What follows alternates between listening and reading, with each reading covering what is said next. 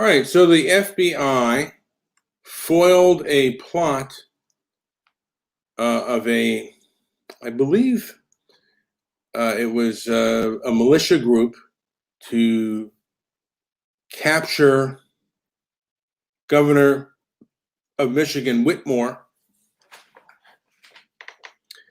and I guess hold a mock trial for her. That's kind of what I've understood. And a lot of this information sometimes comes in fast and furious. So if I miss anything, please leave a comment below if there's anything that I have stated incorrectly, because transparency and matter. I'm just telling you the information that I know. But the main thing I want to get to is her speech that she gave following all this and about the threat that was against her. She put in a dig against President Trump and also a dig against the Proud Boys, which, by the way, I mean, the Proud Boys do have members that are not white, but I guess they call them white supremacists. And it seems like a slander against them. And the and I say this again, this is the anti-racist left, the authoritarian anti-racist left. And anything that goes against them, they will attack you on any level. And they're running in November, and if they win, their agenda wins. They control a large portion of the establishment, and they are trying to control the narrative. They say that Antifa is an idea, that they don't exist. Can't get, and I get this from the information that people who don't believe they exist say, do they have a card? And then they kind of make fun of them and or make fun of the idea of Antifa, or people who mention Antifa. So it seems kind of crackpotty to think that a group like Antifa does not exist. They are around. They call themselves Antifa. And then another thing that they say is, well, Antifa means anti-fascist. Does that mean that you're pro-fascist because you don't support Antifa? Antifa seems to pervert anyone that is against them as pro-fascist, just as anyone who is against the anti-racist left, they go, oh, do you mean you're for racism?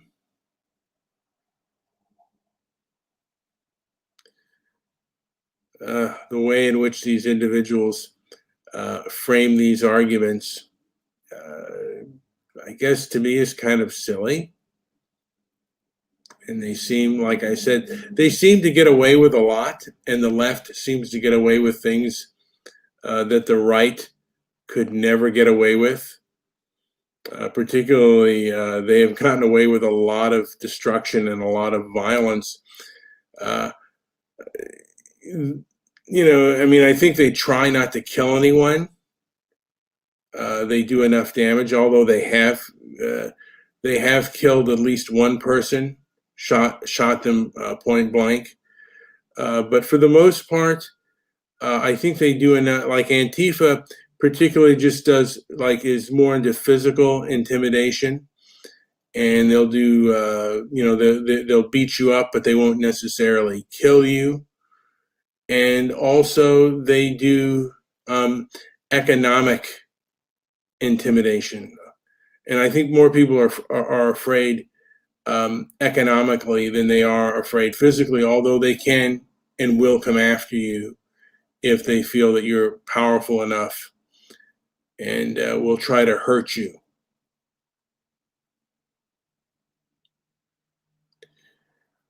But and they will try to make an example out of you. And they have controls over a lot. Like I said, a lot of the establishment, both the private and public sector, both big government and big business, is controlled by the fanatical anti-racist left, who believe kooky and fanatical things. And if you dare to question them, they will come after you, and they will punish you. And maybe you think I'm wrong and they're not that vindictive, but I know them to be very vindictive, and at times can be violent, and these individuals are completely brainwashed. The brainwashing has been going on for years, by the way, and I'm going to get into it. I might even do a show called White Guilt and Generation X, because Generation X right now is the one that a lot of these social media companies are, the heads of them are Generation X, and they've been conditioned through people like the Oprah Winfreys and the like, and they were the ones, like where critical race theory started to come about, and they kind of believe in that stuff. And then the millennials afterwards also believe in that as well. And this group will not be questioned, and they will not. There's no debate with them. They will they will shut you down. I mean, legal by many means. Most of it is through bureaucracy, and then they have their fanatical groups that will shut you down physically as well, mainly by shouting you down and also using violent tactics. So they have a lot of economic strings, a lot of economic pull, because they can literally blacklist you and keep you from working. And then they can also physically do you physical harm. So that's kind of where we're at, folks. We're at a group of individuals that are very fanatical in their beliefs, and they have a lot of control over a lot of industries. I'm going to go into that a little bit later. I did do a show called the Oprah, I think it was called the Oprah Effect. I think Oprah was the one who pushed a lot of these unhinged beliefs, and now they are mainstream, and you literally cannot question the mainstream. They will come and they will attack you.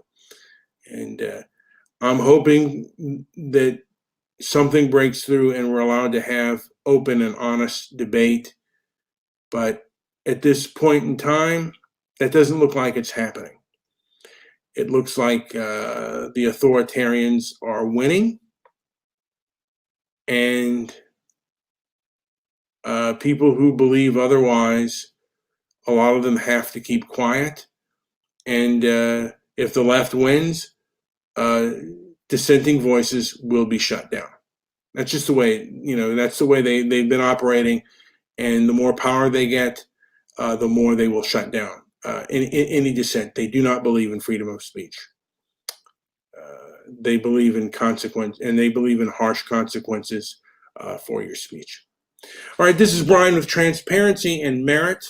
Like and subscribe, and share the video around, because again, I think this is something to be said and to be heard.